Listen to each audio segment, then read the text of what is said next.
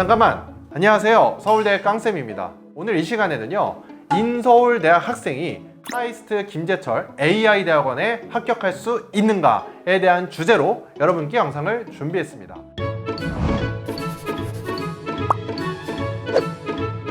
결론부터 말씀드리면요, 합격할 수 있습니다.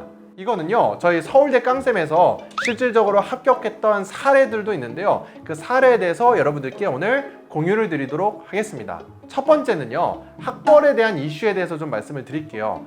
카이스트 AI대학원 같은 경우는요, 대전이 아니라 서울에 있고요, 경희대 근처에 위치해 있습니다. 카이스트 AI대학원 같은 경우는요, 우리나라 AI대학원에서도요, 정말 탑에 속해 있고요, 뿐만 아니라 장학금들도 모두 주기 때문에요, 학생들이 정말 가고 싶어하는 가장 좋은 AI대학원 중에 하나입니다. 그래서 예전 같은 경우에는 카이스트 AI대학원이 사람을 많이 뽑지 않았어요. 그래서 한양대, 성균관대 이런 친구들이 지원을 해도 학벌이 다소 밀린다 라는 썰들이 있었고, 그런 것들이 어느 정도 사실이긴 했습니다. 하지만요, 최근에는요, 카이스트 김제철 AI대학원, 이렇게 김제철이라는 이름이 붙을 만큼 큰 기관, 그리고 다양한 분들이 후원, 그리고 이런 기부를 하고 계시고 있어서요, 김제철 AI대학원이 정말 많이 확장이 되었고, 교수님들도 숫자가 증가하면서 많은 학생들을 점차 뽑고 있습니다. 이러면서요, 최근 같은 경우에는 학벌에 대해서 다소 낮더라도 합격하는 사례들이 다수 있고요, 이것이 인서울 하위권이더라도 합격하는 데 지장은 없었습니다. 그러면요, 이런 학벌이 아니라 카이스트 김제철 AI대학원에 합격하기 위해선 무엇이 중요할까요? 일단 세 가지로 말씀드릴 수가 있습니다. 첫 번째는요, 일단 학점은 당연히 좋아야 합니다. 물론요, 카이스트 대전에 있는 전기전자대학원 이런 데는요, 학점이 4.5 만점에 4.35 이상, 4.4 이렇게 해야 합격에 더 유리할 만큼 학점 커트라인이 매우 높지만요, 사실 서울에 있는 김제철 AI대학원은 그 정도는 아닙니다. 그 이유가 왜 그러냐면요, 두 번째랑 사실 연관이 될 수가 있는데요, 이렇게 대전처럼 커트가 높지 않는다 하더라도 4.5 만점에 4.0은 반드시 넘겨라 라고 말씀을 드리고 싶고요, 학벌 레벨에 따라서 4.2, 4.3까지 올라갈 수는 있지만 그게 카이스트 대전에 있는 전기전자 그런 대학원들보다는 확실히 합격 커트가 조금은 낮을 수 있습니다. 아니, 어떻게 김제철 AI대학원이 더 좋은데 학점 커트가 조금 다소 낮을 수도 있나요? 라는 점에 대해서는요, 두 번째인 그런 학술적인 스펙이 더 중요하기 때문입니다. 이런 학술적인 스펙을 말씀드리면요, 제 학생의 경우에도요, 학부 때부터 무려 3년간이나 학부 연구생을 했습니다. 이러한 3년간이라는 절대적인 숫자가 사실 중요하다기보다는요, 어떻게 인턴을 참여했냐인 거예요.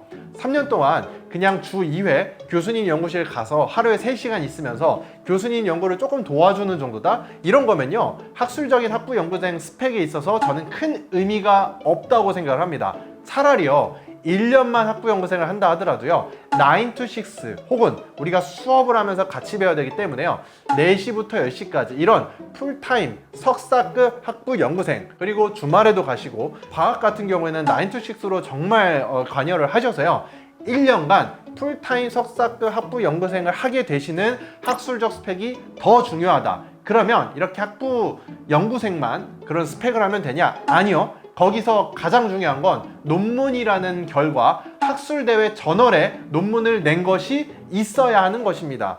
여기에 대해서는요, 두 가지로 조금 더 귀결이 될 수가 있어요. 첫 번째는요, 1년간 학부연구생에 이렇게 학부연구생을 하시면요, 교수님께서 혹은 박사가 참여하는 해외 저널에 그런 논문에 이름의 끄트머리에 실릴 수 있습니다. 그리고 그 저널이 해외 글로벌 탑 저널이라고 하면요, 그거는요, 정말 카이스트 김제철 AI대학원에 갈 때 너무 좋다. 근데요, 이 영상을 보시는 분들이 아니, 그게 학부연구생이 가능한 거예요? 라고 물어보신다면, 저는 얼마나 많은 학생들이 이런 문의를 받겠어요. 생각보다 이런 학생들이 많습니다. 사실 운도 좀 줘야 되는 건 맞죠? 왜냐면 우리 학교에서 정말 안 할 수 있기 때문에 말이죠. 하지만요, 본인이 다니시는 학교에 이런 학부연구생의 사례가 없다 하더라도요, 교수님한테 가셔서 내가 이런 식으로 대학원에 가기 위해서 지금부터 저널 학부연구생 하고 싶다, 여러분들께서 다이렉트하게 높은 의지로 말씀해 주시는 것이 중요합니다.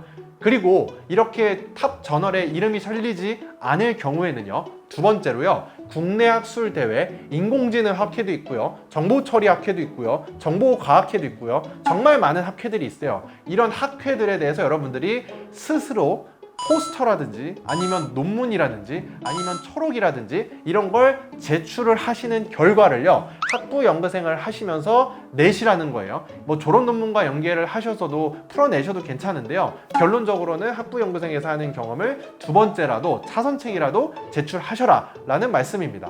그리고 세 번째, 어떻게 보면 이 세 번째가 가장 중요할 수 있는데요, 카이스트 김재철 AI대학원의 학부연구생 인턴 프로그램에 신청하시는 것입니다.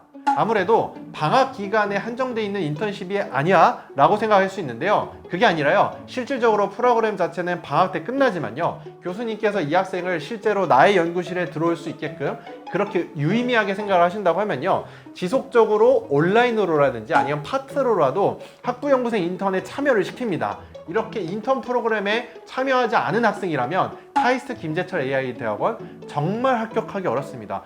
거의 인턴 프로그램에 참여한 학생들 중에서 합격하는 걸로 알고 있고요. 대전 같은 경우에는 그렇지 않지만 카이스트 김재철 AI 대학원은 이 인턴십 프로그램이 중요하다. 그래서 첫 번째, 두 번째 배경을 바탕으로 세 번째 카이스트 김재철 AI 대학원 인턴십에 합격하는 것이 합격에 매우 중요하고, 그것이 여러분들이 학부 학벌이 다소 불리하다고 생각할지라도 충분히 역전이 가능합니다. 네, 오늘 이 시간에는요, 학부 학벌을 역전하는 카이스트 김재철 AI 대학원 합격 전략에 대해서 설명을 드렸고요. 다음 시간에 더 좋은 정보로 여러분들께 찾아뵙도록 하겠습니다.